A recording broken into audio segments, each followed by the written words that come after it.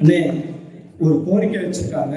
குவைத்தில் இப்ப இருக்கக்கூடிய பொருளாதார சூழலில் மிக குறைந்த சம்பளம் எங்களுக்கு போதுமானதாக இல்லை.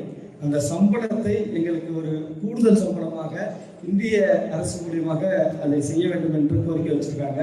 முதலில் திருப்பதி இந்த குவைத் அரசுக்கும் இந்த குவைத்தினுடைய மன்னருக்கும் உலகம் முழுவதும் வாழ்ந்த 12 கோடி மக்களின் சார்பாக என் நெஞ்சார்ந்த நன்றியை அவர்களுக்கு குறித்தாக்குகிறேன்.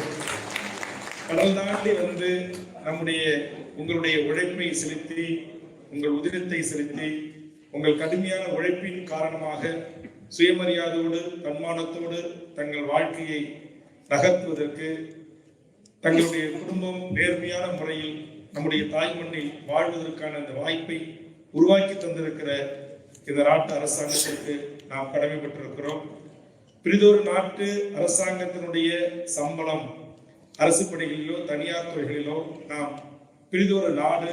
இதற்காக ஏற்கனவே கடந்த காலங்களில் ஏதாவது ஒப்பந்தங்கள் கையொப்பமிட்டு பரஸ்பரம் அப்படி ஒரு குறைந்தபட்ச ஊதியத்தில் நிர்ணயம் செய்யப்பட்டிருந்தால் அதை நடைமுறைப்படுத்தவில்லை என்றால் அதை நம்முடைய தூதர்கள் மூலமாக, நம்முடைய அரசு வெளியுறவுத்துறை செயலாளர், வெளியுறவுத்துறை அமைச்சரின் மூலமாக அதை நாம் ஒரு இன்சிஸ்ட் செய்யலாம். அதாவது அதற்கான ஒரு அழுத்தத்தை தரலாம்.